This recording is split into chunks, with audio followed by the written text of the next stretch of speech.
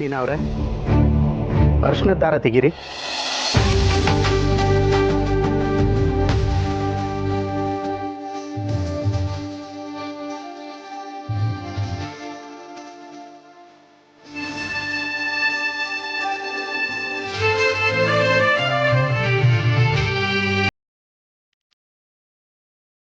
ಅಕ್ಕ, ಫೋನಲ್ಲಿ ಏನಾರ ಹೇಳಿದ್ರ?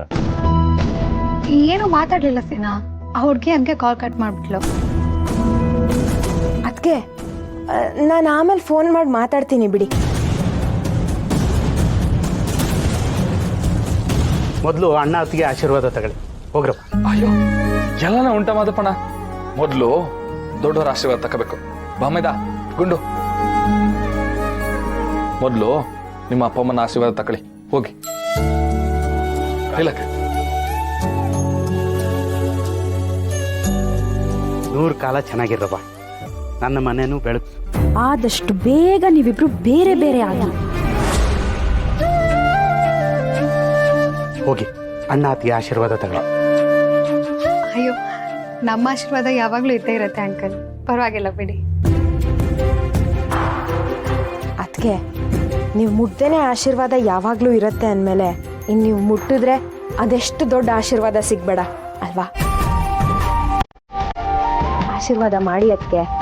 ಅಣ್ಣ ಬಾ.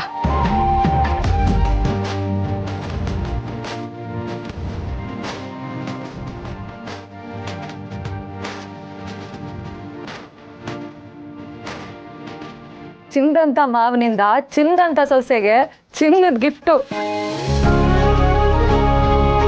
ಚಿನ್ನದಂತ ಅತ್ತೆ, ಚಿನ್ನದಂತ ಗಂಡ, ಒಂದ್ ಮಾತು ಹೇಳಕ್ಕಿಲ್ವಾ ಗುರುವೆ? ಅಯ್ಯೋ, ಅದ್ರಲ್ಲಿ ಹೇಳೋದೇನಿದೆ? ನಮ್ಮತ್ತೆ ಚಿನ್ನ, ನನ್ನ ಗಂಡ ಬಂಗಾರ. ಕಾಗೆ ಬಂಗಾರನೆಲ್ಲ ಚಿನ್ನ ಅಂತೀಯಲ್ಲವಾ?